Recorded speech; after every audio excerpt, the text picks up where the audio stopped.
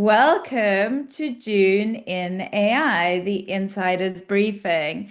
If you are joining me on Zoom, then it's great to have you in the room. And if you've got any questions, please drop them in the chat wherever you are, and we'll hopefully get to them. If you are watching on YouTube Live, maybe you are, maybe you aren't, because I don't actually know if it's working, but welcome as well. And you are missing the best bit because this is a live session and you can ask questions in the chat if you're joining via Zoom. And at the end, we stick around and might even have an actual conversation. So, for those of you who don't know me, I am Heather. I am the founder of the Humans in the Loop, which helps leaders think clearly about AI. And I'm also the founder of the AI Edit, which helps B2B businesses find new customers. I run the session every month because the pace of change in AI is so relentless. And I believe that not staying on top of these changes is a risk no one can afford to take. But who has time to follow all of it? Well, not really me, but I make the time. So that is what the session is all about. We have got 20 stories from June to do with AI, IPOs, Meta sucking, and then Meta also not sucking so much, and fewer jobs, but is AI to blame? And more jobs, and is AI to credit? We shall see. Are you ready? I'm going to share my screen and we are going to get started. There we go. Three AI giants are heading for the stock market. Only one has actually got there, and I'm going to be watching what happens to SpaceX because it gives clues as to how the others will land. So let's start with the facts because the word, it's not really a word, the acronym IPO is doing a lot of work here. SpaceX, now merged with Musk's AI company xAI, floated on the Nasdaq priced at $135 a share, raised around $75 billion and listed at a valuation of $1.77 trillion, the largest IPO in history. Anthropic and OpenAI have only filed confidentially, which is an option to go public, not the act of doing it. And Perplexity said it isn't going anywhere near the market until 2028. So this is one debut and a queue forming behind it. And that's what makes SpaceX the canary in the coal mine. It is the live test of whether public investors will pay the prices that private ones did. And the early signal is interesting, a surge followed by quite a lot of fluctuation and heavy trading. So the appetite is definitely real, and it's only been a few weeks. Anthropic and OpenAI are no doubt watching closely because it sets the mood for their own listings. Both are expected to test trillion-dollar valuations or very close to that of their own. So this AI boom is about to be priced by the public for the first time. Anthropic has published a detailed case that AI is already building AI and that systems designing their own successors could arrive sooner than anyone's ready for. So this is worth taking seriously, but it's also worth remembering that Anthropic is fundraising. So the piece from Anthropic's own institute lays out internal data most labs are keeping hidden. As of May 26, more than 80% of the code merged into Anthropic's code base was written by Claude, so says Anthropic, which is up from low single digits before Claude's coding tool launched. So the typical engineer now merges 8 times as much code per day as in 2024. Probably because they couldn't merge any code in 2024 because there weren't the tools available. But on a research task that involves rewriting code to run faster, Claude went from a roughly threefold speed up a year to a 52-fold speed up. This is the beginnings of recursive self-improvement. I'm sure we're all going to be hearing that a lot over the next few years. An AI capable of designing and training its own successor with humans not needed.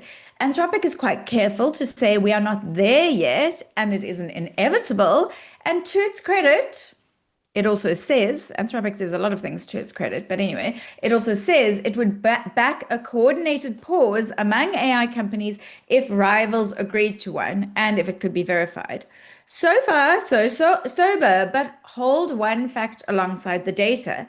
A company arguing its technology is powerful enough to build its own replacement is also a company that benefits enormously from you believing exactly that, whether it's true or not. So the claim might be true, but the incentive is there whether it's true or whether it isn't.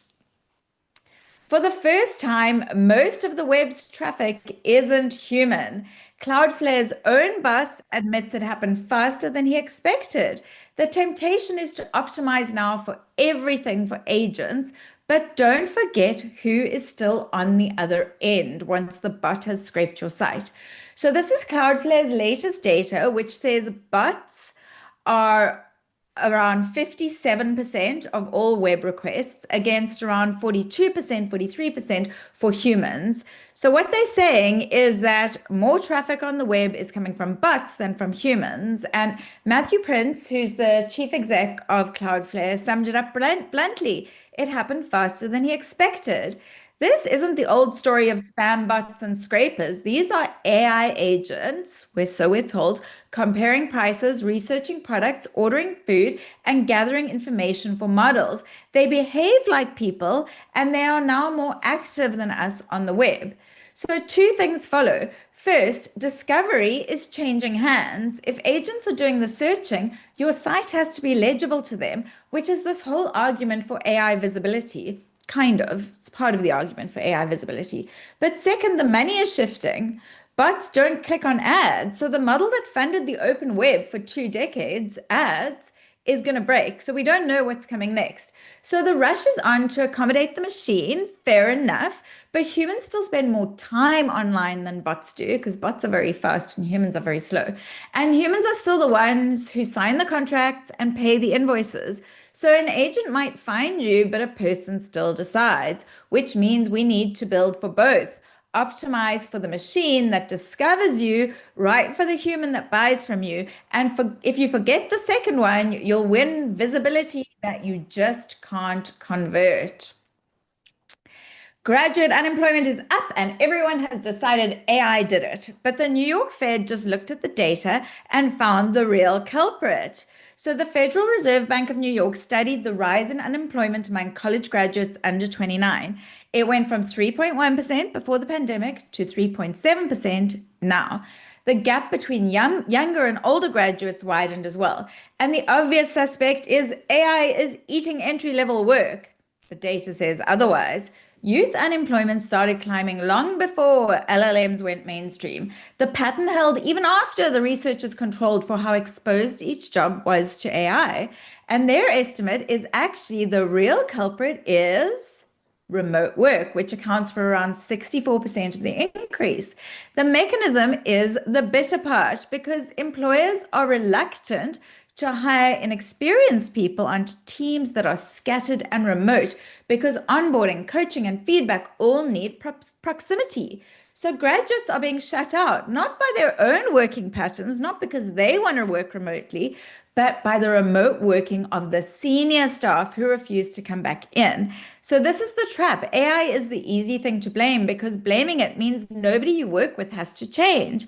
Pin it on the technology and you are reaching for the wrong fix. Look at the actual evidence and the problem might be your hybrid model. So the lesson is, before you accept that AI caused something, check whether AI caused it because too many of us are missing this step. And if you're up for giving me a review, we're going to drop the link to my review page in the chat. I would really appreciate your support. Another job story. You've been told AI is coming for the jobs, but here's a study that says the opposite, or kind of, does it really? So these are new findings reported in the FT, which come from researchers at Ramp and Revelio labs, covering almost 22,000 US companies. And the companies that adopted generative AI most intensely grew their headcount, their white collar headcount, by 10.2% in the years after adoption. Entry level roles rose 12%. So this was not job destruction, this was faster hiring. Now, we have to read the small print because it is very meaningful in this piece of content. The gains only appear for heavy adopters, so those spending real money well beyond a few dollars a month on a chatbot subscription. Among lighter adoption, no change at all. So almost all the growth was in the tech sector.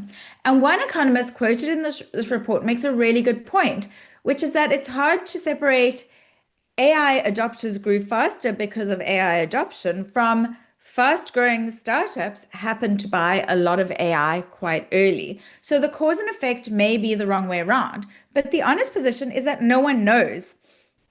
The effect of AI on jobs is genuinely not yet settled.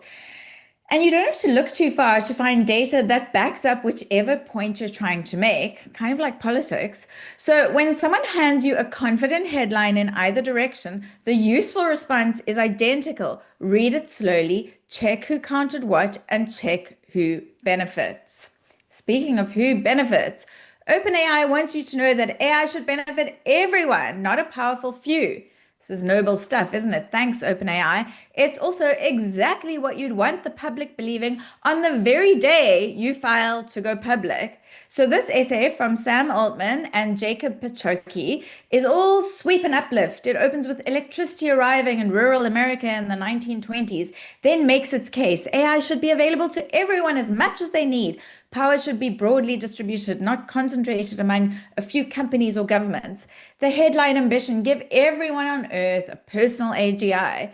They also set a marker predicting a significant fraction of their own research will be done by AI systems in March 2028. Read this on its own, and it is a thoughtful piece about access, safety, shared prosperity, social responsibility. Read it in context, I'm a bit more skeptical because the same day this published, OpenAI also filed its confidential draft S1 with the regulator. It's basically the paperwork for going public. So a company about to ask the market for a load of money released a manifesto about benefiting all of humanity. The two might not be a contradiction. A mission and a share price can point in the same way, but a story about distributing power widely is a very useful story to be telling the precise moment you are concentrating rather a lot of it. Guess who's really good at AI visibility optimization? Scammers. You've been told to optimize for AI search so the models recommend your business. Fraudsters got the same memo. Clone shops are now showing up as cited sources inside ChatGPT, and the customer never even knows. So a scam checking service called Ask Silver found it happening with Russell and Bromley and the furnishing retailer Dunelm. It asked ChatGPT about popular Russell and Bromley bags, and among the sources that were returned were two fraudulent sites, complete with really convincing product listings, prices, and discounts of up to 80%. The user clicks through, the user buys, nothing arrives, and their card details are gone. So the clever part here is the timing, because Russell and Bromley went into administration in January 26 and was absorbed by Next. So there isn't actually an official site anymore. People still search for the brand, scammers spotted the empty space and filled it with fakes good enough to be cited as trusted sources. I really need to learn some of this. So not so that I can scam you, but just for my own marketing. So we're back to the lesson we've been learning for a while. The discipline that gets a legitimate business recommended by AI is the same discipline a fraudster uses to get a fake shop recommended. So when an AI vouches for a site, that is not a reason to skip the checks. It's a reason to do the checks because the recommendation engine has no idea who it's recommending. On to medicine. Who pays when AI gets it wrong? Doctors are asking this now, and the rest of us should be watching closely. Medical Protection, which is the body that backs more than 300,000 doctors, has published a policy paper with an uncomfortable warning. Under current UK law, they say, a clinician who follows an AI recommendation that turns out to be wrong could be held wholly liable, even with little control over how the system reached its conclusion. They have a phrase for the person left holding it: the liability sink. No one wants to be that. This is a bit of a bind because if you reject the AI and the outcome is bad, can you face a negligence claim for ignoring it? If you follow the AI and the outcome is bad, you're still the obvious target. So, one fix that they proposed is to treat AI systems as products under strict liability. So, developers and suppliers share the responsibility, the way they would for faulty physical equipment. Medicine is the bellwether here because the cost of error is very serious, often a life and a lawsuit. But this structure repeats anywhere you let AI influence a decision. If the tool is wrong and you acted on it, who answers for it? It's definitely worth knowing before you actually need the answer. On to Anthropic. Oh, sorry, wrong one. We're over here. On the 9th of June, Anthropic launched Fable 5, its first public model in the powerful Mythos tier. 3 days later, the US Commerce Department ordered it to suspend all access for foreign nationals, including Anthropic's own non-citizen staff, citing national security and a possible method of jailbreaking Fable. Reporting says the alarm came from Amazon, whose CEO flagged the vulnerability to the administration. Unable to filter users by nationality in real time, Anthropic just had to shut both Fable and Mythos down worldwide.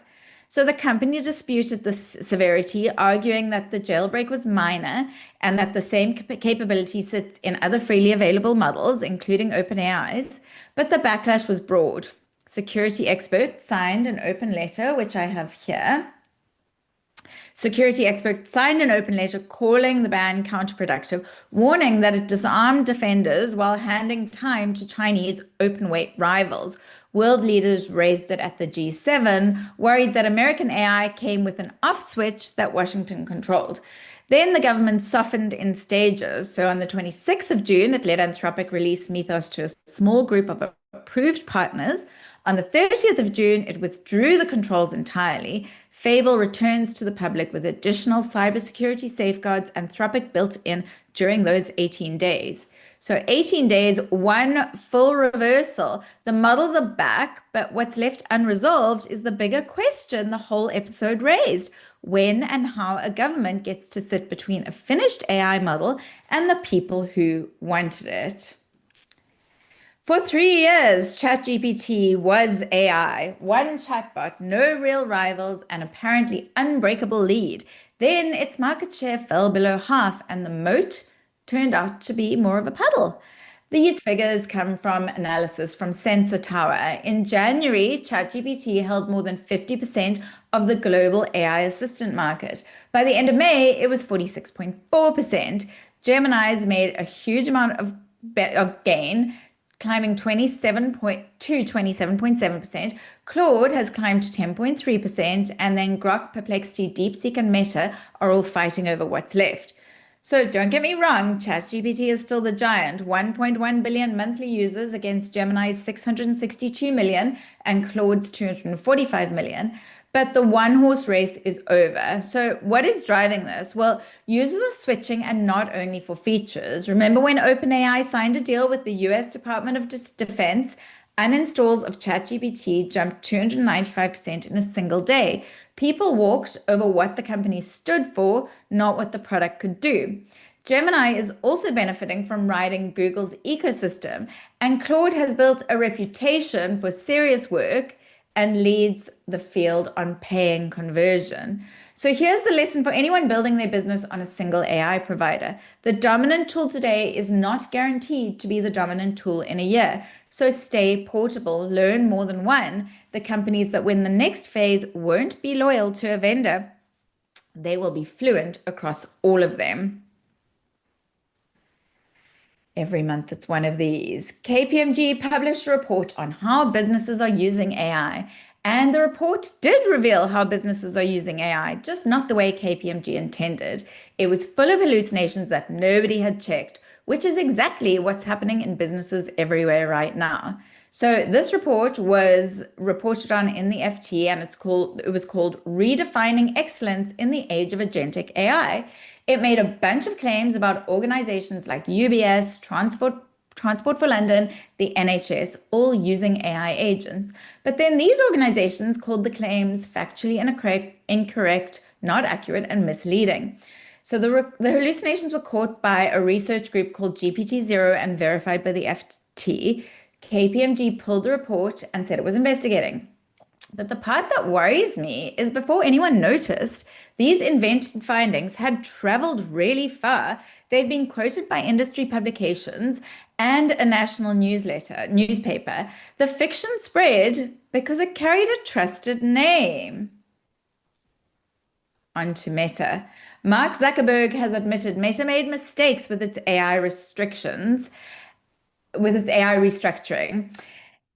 Let's read past the humanity here. This looks to me like a man doing damage control because the fallout was worse than he bargained for. In an internal memo, Zuckerberg told staff Meta had made mistakes and will almost certainly make more. Sounds like candor. I love it when people make mistakes and then own up to them. You'll see in an article later. But it would be much more believable coming from someone without such a checkered past. In May, Meta cut 10% of its global workforce and shifted 7,000 people into AI-related roles. His own explanation for the cuts is the tell. Shrinking teams was a safe move because if we make mistakes in some places, we can just transfer some people back. So the plan was always to cut first and reverse if needed. People were just the experiment.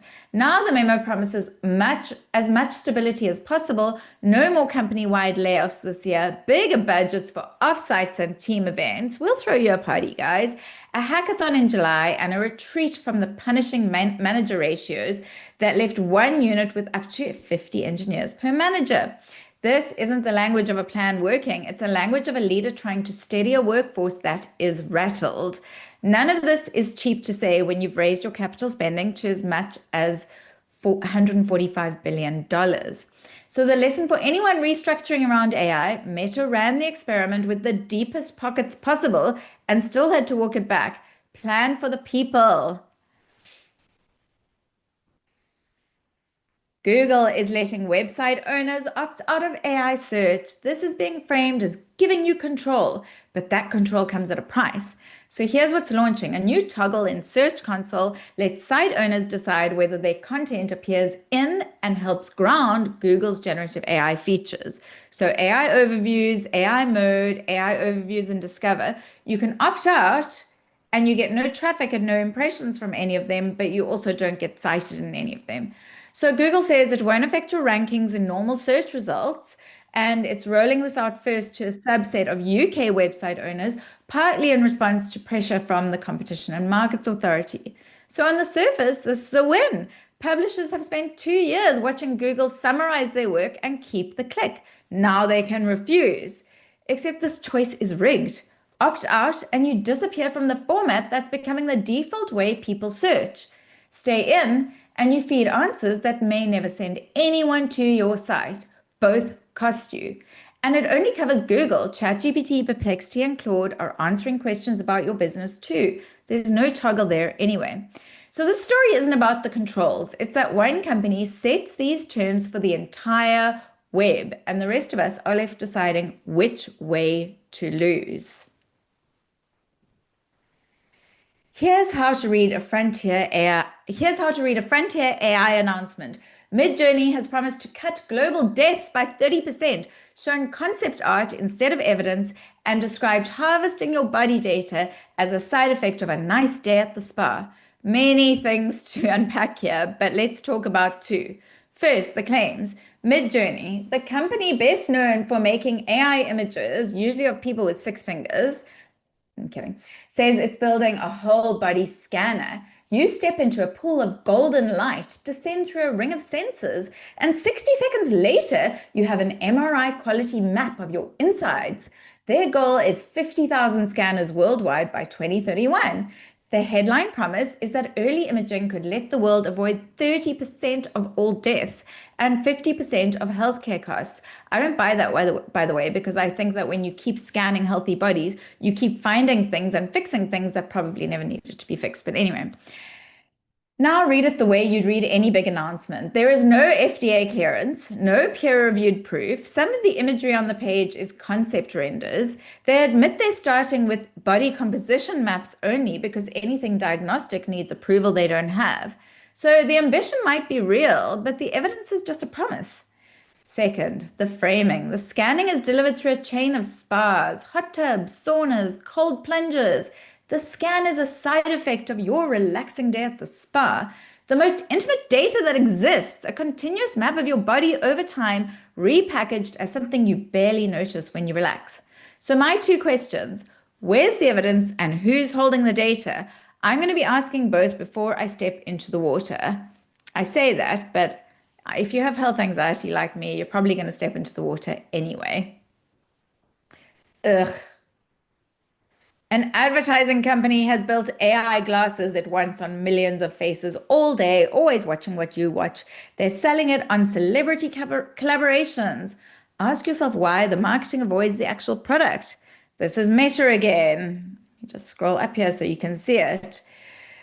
With eyewear giant EssilorLuxottica, they've launched Meta glasses starting at $299, 26 styles on sale now. The headline frame is designed with Kylie Jenner. They're the first glasses to ship with Meta's new in-house AI, built specifically for this kind of always-on assistant. Meta calls glasses the most exciting hardware category of the AI era. It sure is if you're Meta. Notice what the announcement leads with: style, color, celebrity, fit. What it glides past is what the device actually is: a camera and a microphone on your face, running an AI that, in Meta's own words, understands the world from your perspective. That's the product. The frames are just the wrapping. Now follow the incentive. Meta doesn't make its money from selling glasses. It makes its money from knowing things about people and selling access to their attention. A device that sees what you see and hears what you hear is the richest data source it has ever shipped. The $299 isn't the price, it's your discount for volunteering. This is the second move this month of AI leaving the screen and climbing onto your body. The question isn't whether the glasses are good, it's what you're handing over to wear them. Oh, we're still on Meta. Here's what an AI company will do to its own staff when it thinks it's falling behind. Meta tracked their mouse clicks and keystrokes to feed its models. It ignored a petition from 2,000 of them and only paused when the surveillance data sprang a leak. The program had a name, the Model Capability Initiative. The idea was to record how employees used their computers, every click and keystroke, and use that data to train Meta's AI. It started 2 months ago and went down badly at once. Staff objected not to better AI, but to being recorded without consent. Meta's first answer is very telling. Meta offered workers the option to switch off tracking for up to 30 minutes at a time. An employee called that what it was, which was an attempt at damage control. Nearly 2,000 employees signed a petition asking for the program to be scrapped. None of that stopped it. Something did stop it, and that was a security failure. Meta paused the scheme only after realizing the collected data had been left open to anyone inside the company. So the objection of 2,000 staff, nope, didn't move the needle. The risk of a data breach did. When a company surveils its own people to feed the machine and halts only when the machine springs a leak, doesn't that tell you where the line really sits, or if there even was a line? Still on Meta. Meta says AI now moderates content better than its human reviewers. The proof is a set of tests Meta ran on itself, marked by Meta and checked by nobody else. So this was reported in the FT. The plan is to replace human content and ad moderation with large language models at speed. Meta has already swapped about half of its human review requests for AI this year and wants to cut human review by more than 90% for some content by year end. Meta insists this is about quality, not the billions it would save. Its evidence is internal tests showing the AI makes fewer mistakes than humans and catches more violations. Who produced those numbers? Meta designed the test, ran the test, graded the results. There's no independent audit, no outside check, just a company that needs this to work telling you that it works. Its own staff are apparently less convinced. Some of them told the FT that AI keeps removing or shadow banning harmless posts and that they haven't properly worked out how to measure whether the system is any good. The lesson travels well beyond Meta. When any vendor claims their AI outperforms humans, ask who ran the tests and who checked it. A number is only as trustworthy as the party that produced it. Marking your own homework isn't evidence. OpenAI's next model is finished, but you still can't have it because the US government wants to approve who gets access first, one customer at a time. This is new and it isn't going away. So the model is GPT 5.6, and according to reporting from the information, the Trump administration asked OpenAI not to release it the usual way. Instead, it goes to a small group of government-approved partners first, with officials signing off on access customer by customer during a preview period. A wider release might follow a couple of weeks later if the preview goes well. Altman reportedly told staff this is not their preferred long-term model. I wonder why. The request came for the Office of the National Cyber Director and the Office of Science and Technology Policy. It's the first time the US government has stepped in to limit a frontier model before it reaches the public. Set this beside the rest of the month. Anthropic had its most capable models pulled from sale under the government pressure. Now, OpenAI is holding its newest one back at the government's request. Different methods force in one case, a polite ask in the other, but the same direction of travel. Washington is moving closer to the release button. Frontier AI is no longer just a product that ships when the company is ready. It now ships when the government is ready, and the queue starts in Washington. Plan for a release schedule you don't control. We thought AI would produce a high quality product, and we were wrong. Kudos to Ford for saying this. The admission came from Charles Pern, who's Ford's VP of Vehicle Hardware Engineering, and was reported by Bloomberg. His words, mistakenly, we thought that by just introducing artificial intelligence and ingesting the design requirements that we had, that would produce a high quality product.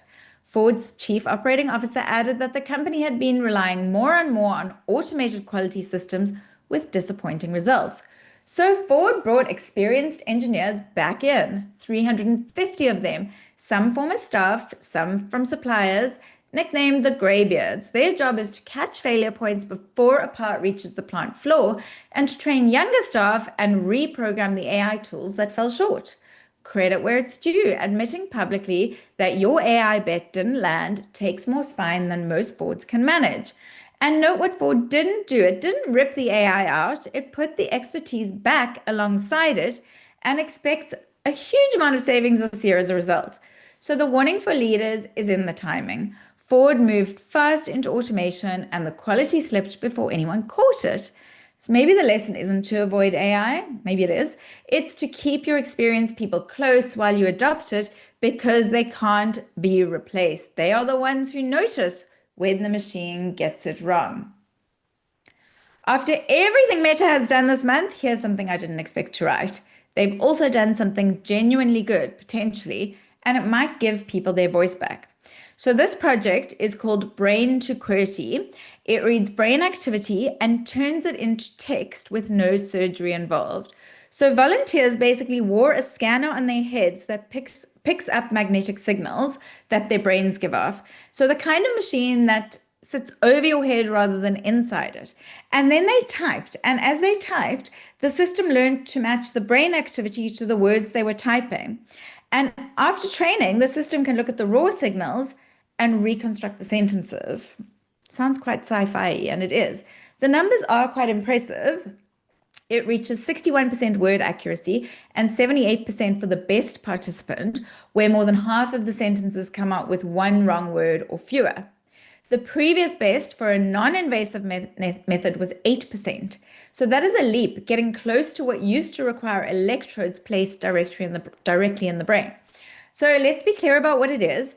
People were actually actively typing. So it's reading the language your brain forms as you produce it, not plucking your private thoughts from someone sitting still. But the goal is real and worth respecting. Millions of people with brain injuries can't communicate, and surgical implants don't scale. They're expensive, they're risky. This potentially could. And Meta has released the code openly for other researchers to build on.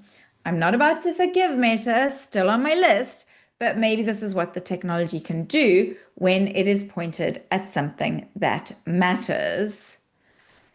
That is the stories. June in AI. The next Insiders AI briefing is on the 23rd of July. covering July's AI stories slightly earlier because of the holidays. It is free to attend. Please book through the link in the description, and I really hope to see you there. I also have a few seats left on my CPD certified AI Fluency for Leaders course. This is taking place on the 8th of July. It is 3 hours, it is online, and so far it's had 5-star reviews from everyone who's taken it. So thank you very much, everybody, for joining me. And I'll have a look in the chat now and see if there are any questions. First, I've got to stop